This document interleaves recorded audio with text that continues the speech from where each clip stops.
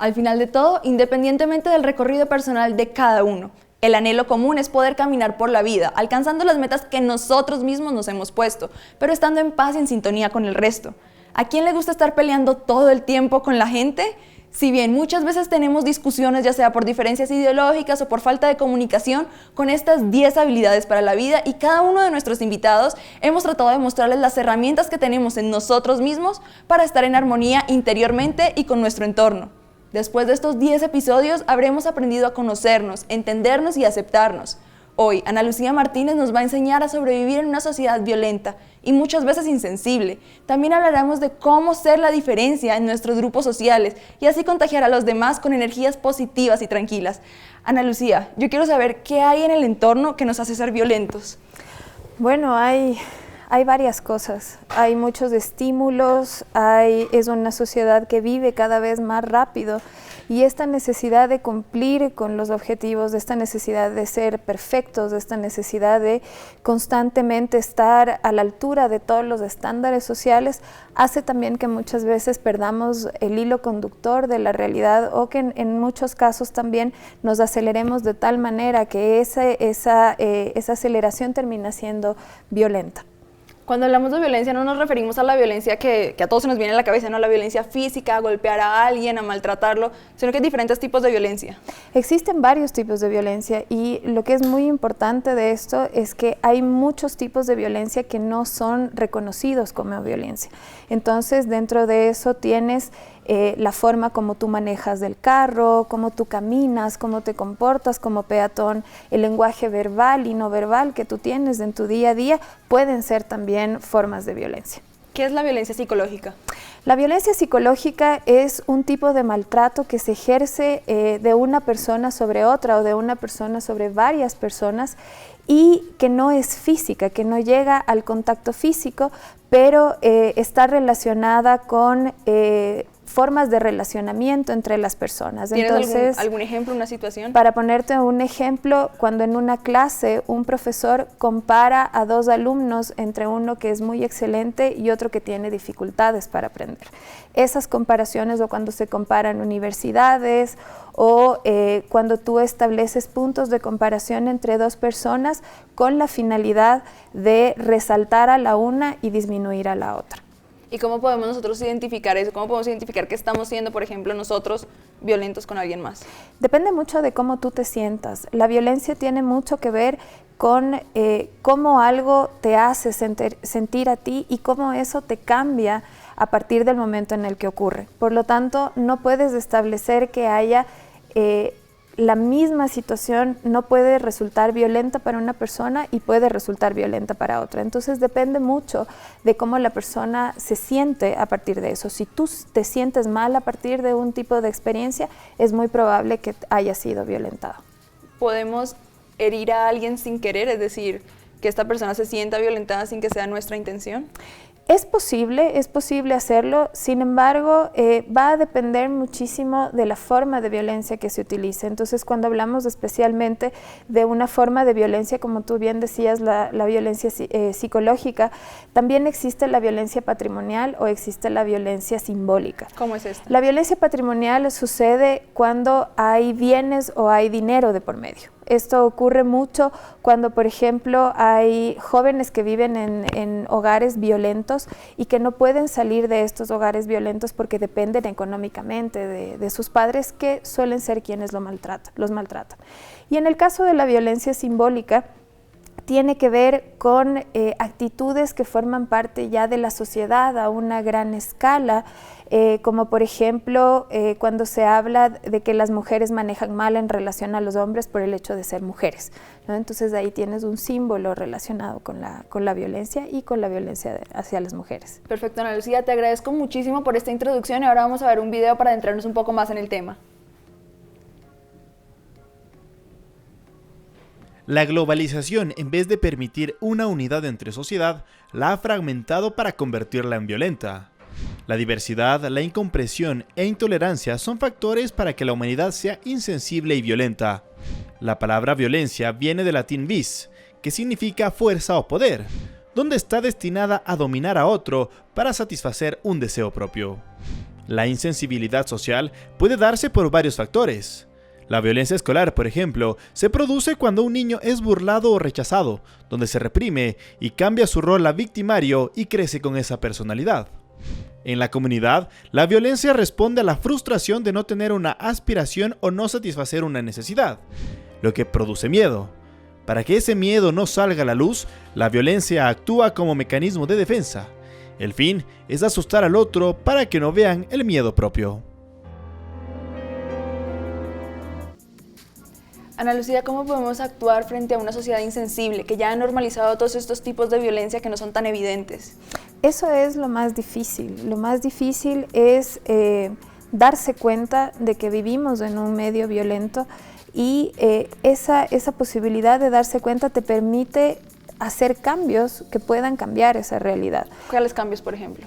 Por ejemplo, hablamos de una sociedad, se habla de una sociedad que tiene que ser tolerante. Yo estoy en desacuerdo con este término porque la tolerancia implica que tú tienes que aguantar algo con lo que no estás de acuerdo. Sin embargo, si hablamos de una sociedad respetuosa, eso es diferente, porque el respeto te permite la convivencia con cuestiones que son diferentes a ti o con cuestiones con las cuales probablemente tú no estás de acuerdo, pero lo respetas, pero lo entiendes, lo escuchas, das el tiempo para que esas manifestaciones se presenten.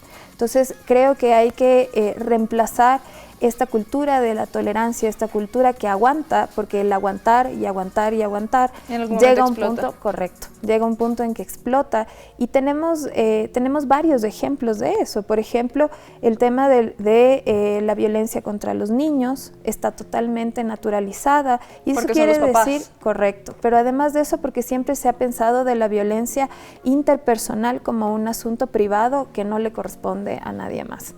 ¿Y cómo podemos hacer para empezar a visibilizar todo esto? Es decir, hablamos de que vivimos en una sociedad insensible, una sociedad que normaliza esto. ¿Cómo podemos empezar a visibilizarlo para tomar acción?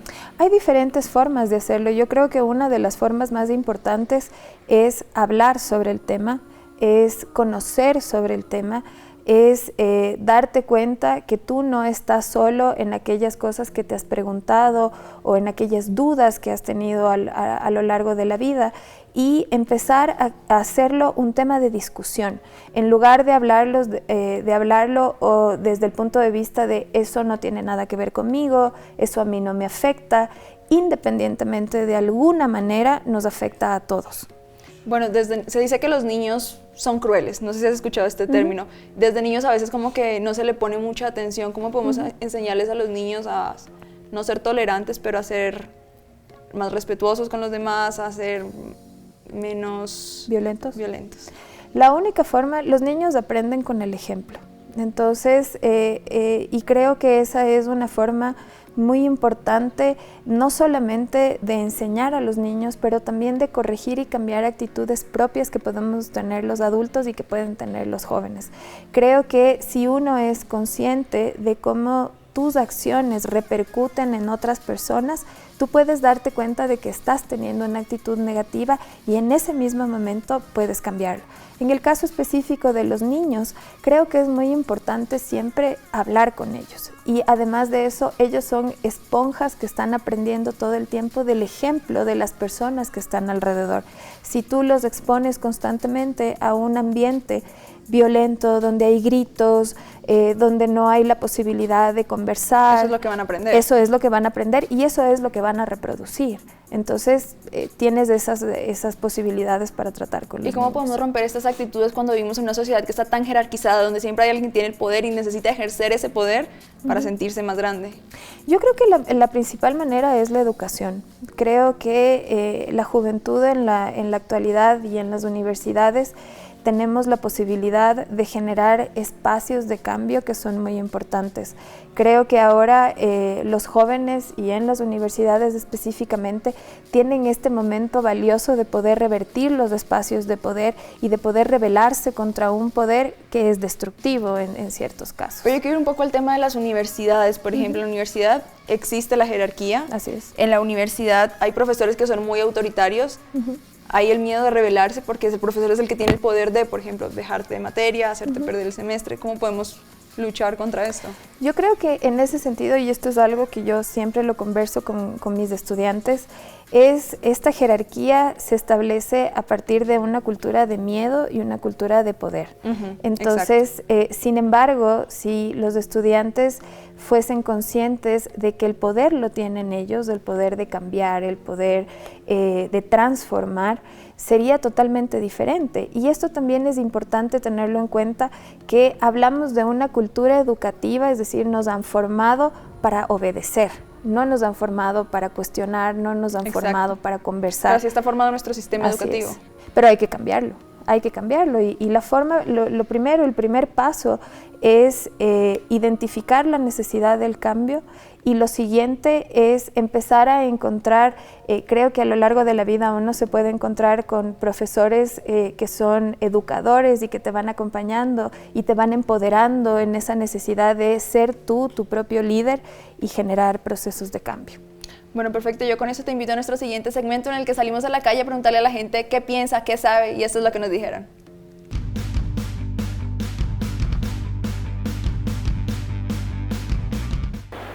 Amigable, muy tranquilo. Amigable, creo. Soy bastante amigable, así, soy bastante relajado. Soy amigable y soy también irritable, me enojo por todo, o sea, con facilidad, no por todo. Sí me irrito fácil.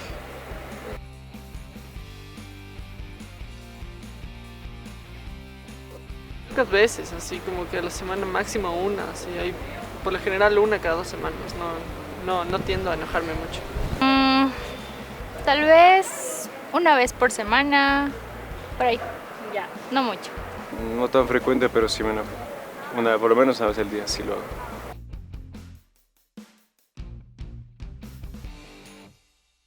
No hago nada y me lo guardo dentro. Y después ya no está. O sea, es que depende, o sea, no, pero no digo nada.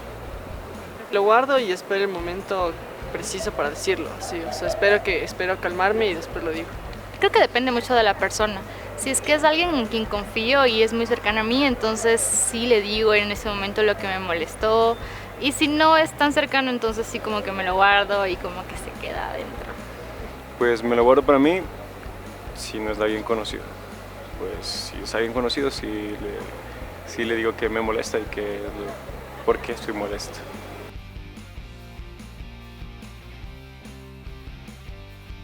Es más serio, creo. Sí, más grave. Le hago más lenta la voz y recalco las palabras. Creo que sí lo alzo un poco, pero no es como que llego a gritar o a ser agresivo. Sí subo el tono de voz cuando estoy molesta. Hablemos un poco de esto de muchas veces nos guardamos esta ira por dentro hasta que un punto explotamos. ¿Cómo se debe manejar esto? Bueno, yo creo que pasa por un proceso de conocerse a sí mismo, ¿no? Pero creo que sí es muy importante que se ve la frecuencia tan grande con la que la gente se guarda las cosas en lugar de decirlo, ¿no? Por tratar de complacer al resto, por no hacer drama. Sí, y también por no saber cómo manejar la inconformidad o no saber cómo manejar el enojo. De una manera, la gente en muchas ocasiones piensa que la forma como tú puedes hacer llegar tu punto de vista a otra persona tiene que ser con el grito, tiene que ser con la gesticulación un poco más explosiva, si tú quieres. Pero hay algunos estudios que, por ejemplo, hablan de que las personas que tienden a guardar mucho los sentimientos terminan teniendo cuadros de cefalea o de dolor de cabeza.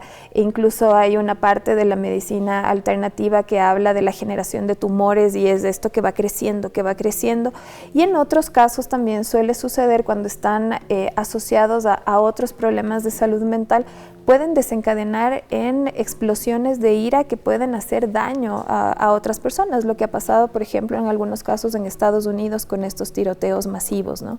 Muchas veces tenemos esta presión de alcanzar la perfección, tal vez por eso nos da miedo expresar una inconformidad. Así es, yo creo que sí. Además de eso, por una cuestión, yo diría más bien cultural, el ecuatoriano y el quiteño en específico tiene como esta necesidad de guardarse las cosas, ¿no? El resentimiento, el sacar a relucir luego de años de algo que haya pasado hace mucho tiempo. También tenemos mucho el foco de las redes sociales, ¿no? Las redes sociales de publicar todo como si fuera perfecto, mi vida es perfecta, soy saludable, como, salgo a trotar. Y publicamos todo esto como para mostrar a los demás y luego lo que los que lo reciben quieren igualar como este nivel de perfección. Así es, y además de eso, eso genera que los patrones sociales hayan cambiado en ese sentido. Entonces, antes la prensa y los medios escritos y los medios impresos ponían un poco las reglas de cómo debían ser las personas. Ahora todo esto está masificado a través de las redes sociales. Y también el otro día yo escuchaba un comentario que me parecía muy interesante, que es que ahora los humanos somos adictos a la fantasía. Entonces, eso quiere decir que las redes sociales han creado un mundo irreal. Utópico. Exactamente. Donde tú puedes ser quien tú quieras ser, pero el problema está en que llega un punto en que necesitan verte como tú eres. Y cómo compaginas los dos mundos o cómo compaginas estas dos realidades. Para muchas personas es muy difícil. Quiero cambiar un poquito de tema y entrar a hablar del bullying, porque hay gente que disfruta de hacerle daño a los demás o siente la necesidad de burlarse de otro. Así es. El tema del bullying es algo muy grave en el sentido de las secuelas que puede dejar en las personas que reciben o que son violentadas a partir de esto. Hablamos también de que hay características importantes a tener en cuenta en quienes podrían potencialmente bullear a otras personas, hacer bullying a otras personas, y quiénes son más bien los blancos o a quienes está dirigido el tema del bullying. Existen varios tipos. Existen varios tipos y en realidad no hay una lista en específico, pero el bullying se expresa por situaciones de control y situaciones de poder. Entonces, evidentemente la principal característica es que puede estar desencadenado por el sentimiento de diferencia que se puede generalizar o este sentimiento de superioridad que puede haber entre una persona hacia otro grupo de personas o entre grupos de personas. Bueno, pero el bullying siempre ha existido, porque ahorita se ha generalizado, se ha puesto más de moda hablar del bullying. Bueno, en realidad, y es muy lamentable, la razón por la que se pone de moda el bullying es porque empezamos a ver los nuevos datos de mortalidad en adolescentes a nivel mundial, y una de las principales causas de esta mortalidad es secundaria a suicidios.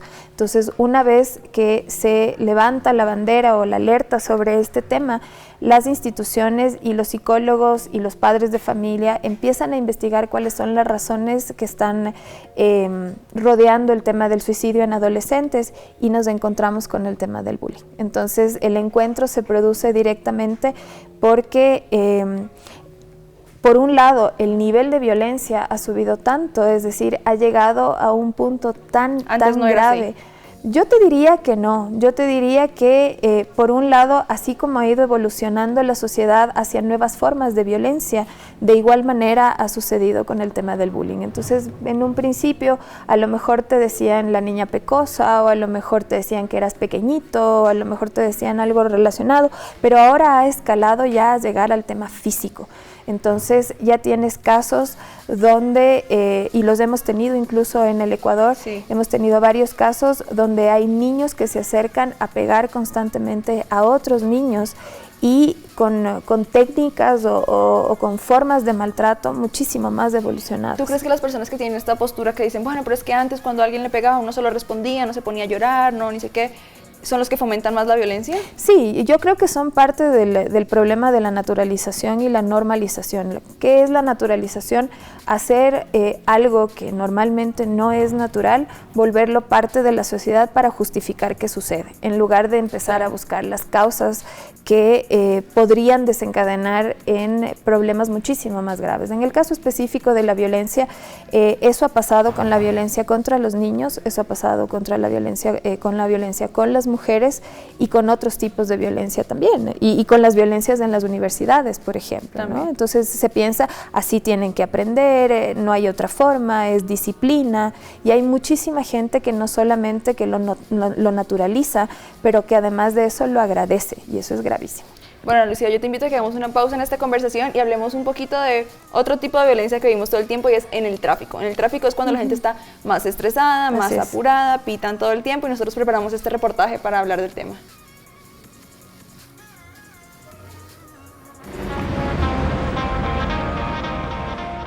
Calor, malestar, cansancio y el estrés son algunas cualidades que se generan en el tráfico. Quito se encuentra en el puesto 26 de las ciudades con más carga vehicular en el mundo. En promedio, los quiteños pierden una semana al año atascados en las calles de la capital. Entonces, ese tráfico que está muy pesado en las horas pico hace que el conductor se exaspere y comience a actuar de forma agresiva, temeraria, insultante, con pitazos, con frenajes bruscos, aceleraciones y otras cosas más. La ira y el estrés son las principales consecuencias de pasar atorados en el tráfico. Según la revista Journal of Public Economics, este problema estuvo relacionado con la violencia doméstica en Los Ángeles. La frustración al conducir se puede dar por el estado de la vía o por la pérdida de tiempo. Un conductor defensivo hace todo lo que es razonablemente posible para evitar involucrarse en un siniestro al margen de lo que otro usuario vial pueda cometer. O sea, les enseñamos a que usted como conductor defensivo debe pensar por los demás, no agredir a nadie ni por provocación ni por venganza. Así que si sientes que te hierve la sangre al estar en el carro, detente un momento, júntate con tus amigos, sal a tomar algo o haz deporte. Así reducirás las intenciones de desquitarte violentamente con otros.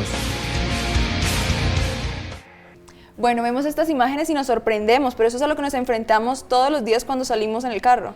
Correcto, y además de eso hay algo que es muy importante, que es cuando tú estás aprendiendo a manejar, de entrada te enseñan a que tienes que defenderte. Por lo tanto, la idea que te crean es que hay alguien suelto atacando. Y entramos a la defensiva, ¿no? Por ejemplo, no puedes pedir vía, tienes que meterte, porque así la gente nunca te va a dar vía. Así es. Y así nos enseñan a todos y por eso aprendemos. Si alguien no arranca rápido, pítale.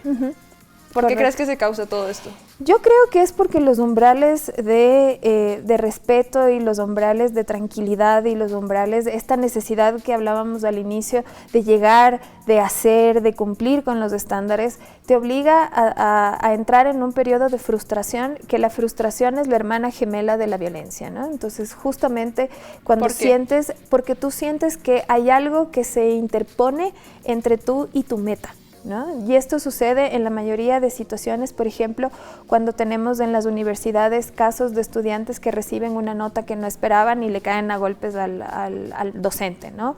O casos entre dos estudiantes que se juntan y de repente hubo algún roce, hubo alguna mirada y esto se toma como una forma de provocación. Entonces, en el momento en el que tú estás manejando, tú lees al otro conductor de esa manera, ¿no? Dices, este me está lanzando el carro, y automáticamente lo tomas personal y automáticamente sientes que te tienes que defender. Estamos hablando un poco de la violencia también desde el punto del otro, ¿no? El otro es violento. ¿Cómo identificamos si yo soy el violento? Yo creo que eso es una de las cosas más difíciles, ¿no? Y generalmente en este sentido suele ser una de las cosas más difíciles de identificar, ¿no? ¿En qué momento tú puedes ser lo suficientemente maduro como para leer estoy levantando la voz demasiado o no estoy reclamando de una manera adecuada? También. No sabemos disculparnos. No sabemos disculparnos.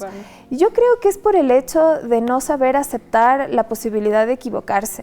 Entonces es muchísimo más fácil entender que algo haya sucedido desde la culpabilidad del otro. Echarle la culpa al otro siempre. Y no desde tu responsabilidad. Se me cayó el celular porque tú entraste muy rápido y me asustaste. Cosas como que siempre la culpa la tiene que tener el otro. Exactamente. Yo me jalé el semestre porque el profesor me puso una mala nota, no porque yo no fui a clases o porque no fui al examen.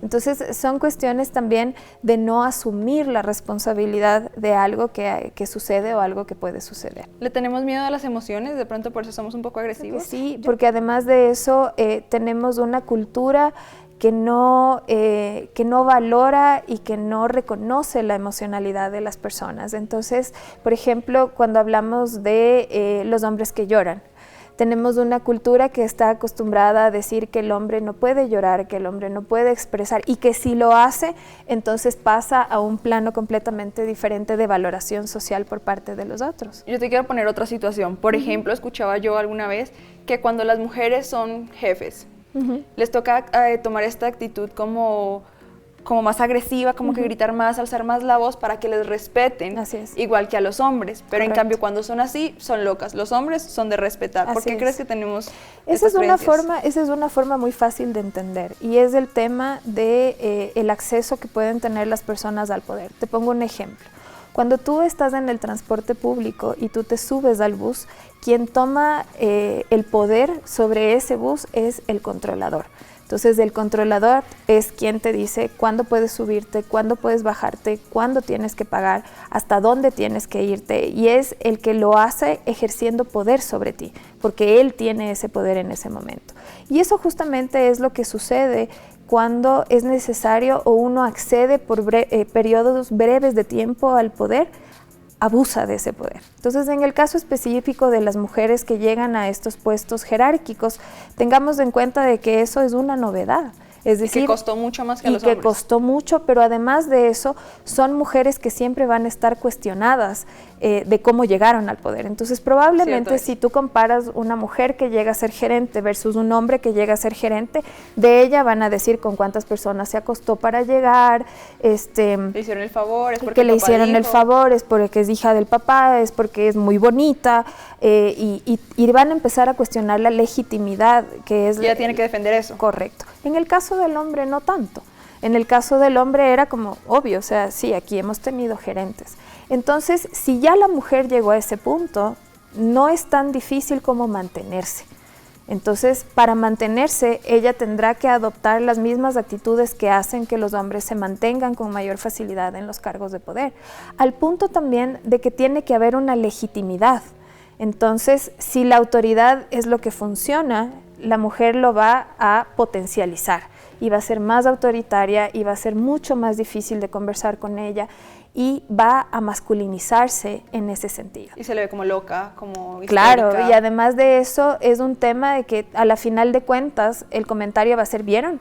Yo les dije que ella no podía ser líder. Entonces, y por otro lado, tienes esta situación de que ella va a siempre estar en una posición de duda y siempre le van a decir, es decir, sus hijos no se van a poder enfermar, ella no se va a poder embarazar. Las mujeres, eso, que se quedan embarazadas. Correcto. La gente a veces, no, yo no contrato mujeres porque se quedan embarazadas y es un problema para mí. Hay toda una política, en España hubo hace algunos años toda una política de parte del Ministerio del Trabajo que decía, si usted quiere que su empresa funcione, no contrate mujeres, peor todavía si están en edad fértil. Y cuando ya superan la edad fértil, ya no tienen la edad productiva necesaria.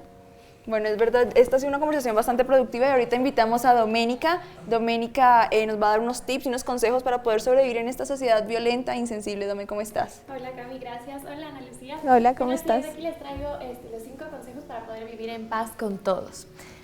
Pues bueno, el primero es no tratar de controlar a los demás con tus imposiciones y pensar cómo te sentirías tú si alguien busca controlar tu vida. Por otro lado, también es importante mantener tu mente abierta a nuevas experiencias y recomendaciones que te puedan hacer. También practicar la tolerancia. Es bueno concentrarse en lo positivo de los demás, aceptar y disfrutar la diversidad. También es importante tomar en cuenta ser pacífico, no te rodees de estímulos violentos, es decir, bueno, es de gran utilidad buscar estímulos de tranquilidad, cosas como contar hasta 10, cosas que te relajen, respirar. ¿no? Exactamente, respirar. Y bueno, por último también es importante reflexionar sobre nosotros mismos, ponernos a pensar qué es lo que hacemos mal muchas veces, pensar sobre nuestro accionar y así también tomar mejores acciones al momento de las relaciones, ¿no? ¿Qué es lo que motiva como esa reacción violenta en nosotros? Es decir, alguien hace algún comentario y nosotros reaccionamos de esta manera. Yo creo que es la frustración. Totalmente pensando en eso es el que algo salió de una manera contraria a como tú esperabas y cómo tú eres capaz de aceptar esta dificultad, ¿no? Para muchas personas, por ejemplo, en el ámbito de las universidades, los estudiantes encuentran muy difícil, si han tenido una carrera excelente, por ejemplo, de repente se encuentran con un docente que les pone una nota que no esperaban y eso es un hecatombe, ¿no? Entonces, es un poco también cómo nosotros nos fijamos los estándares mediante los cuales nosotros vivimos, es decir, qué estás dispuesto a aceptar y qué no estás dispuesto a aceptar.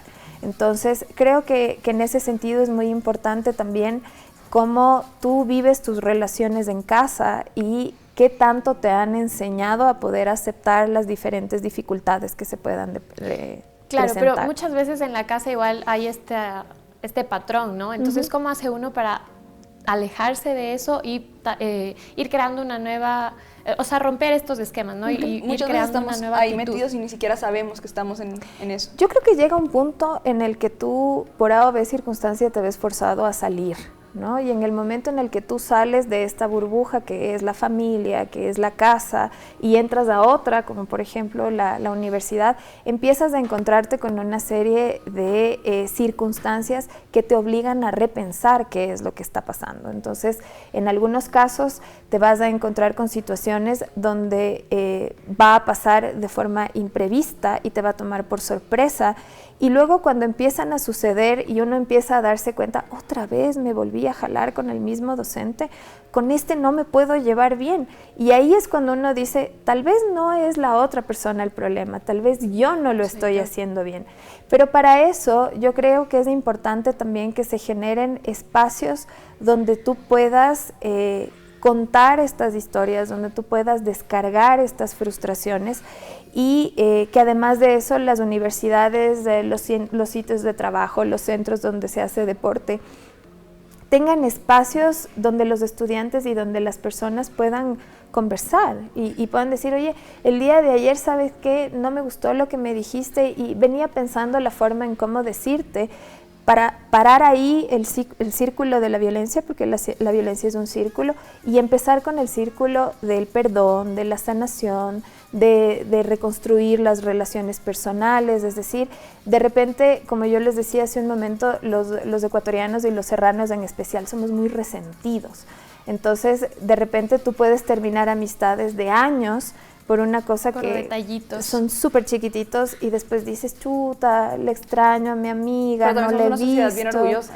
Por supuesto, eso es parte del resentimiento, ¿no? Ese es el tema de yo no voy a aceptar que me equivoqué, tú te equivocaste. Y cuando la otra persona lo hace, te descuadra completamente de todo el esquema. No te lo esperas. Exactamente. Bueno, perfecto. Nosotros en este momento ya vamos a nuestro segmento de recomendaciones literarias para que la gente que está interesada en este tema pueda leer un poquito más, profundizar y familiarizarse más.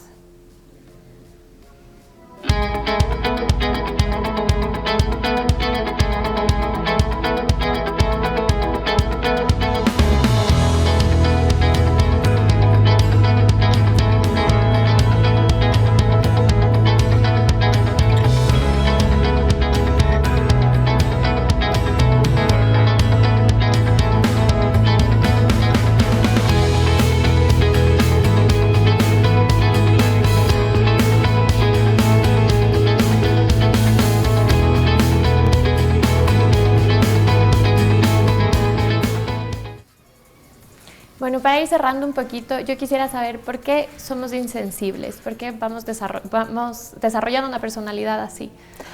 Bueno, yo te pongo el ejemplo de cuando tú te lastimas una primera vez, ¿sí? Y luego te vuelves a lastimar, la piel crea una protección.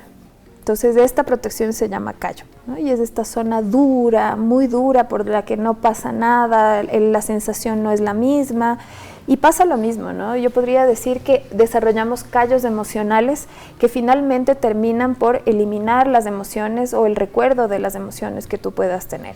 En el caso específico de la insensibilidad, también es una forma de protección.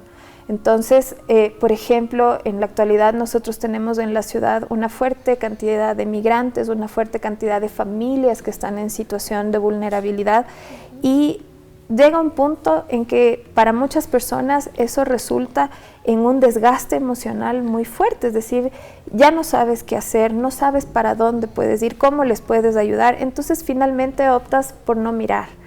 Y también pasa lo mismo con los temas de violencia, ¿no? Y eso es una de las cosas a las que generalmente suelen llegar las sociedades cuando se ven sobrepasadas por los temas que no pueden controlar.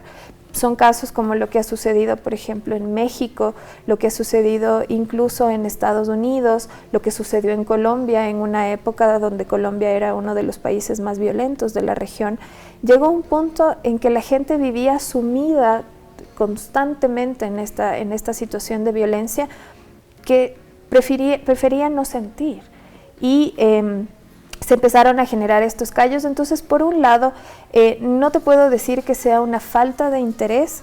Yo quisiera pensar más bien que es una forma de protegerse, porque de lo contrario, con tanta pobreza, con tanta violencia, es muy difícil mantener el día a día y mantener una actitud positiva también, ¿no? Bueno, te agradecemos muchísimo. Esto definitivamente es un tema que nos toca a todos porque es la realidad que vivimos. Bueno, agradecemos muchísimo a Ana Lucía por habernos acompañado, por compartirnos su conocimiento, y a ustedes por habernos acompañado en estos 10 episodios para hablar de las habilidades de la vida. Esperamos que en algo haya cambiado su vida, su forma de ver el mundo, su forma de comunicarse con los demás, y bueno, nosotros los esperamos hasta una próxima temporada. Muchas gracias.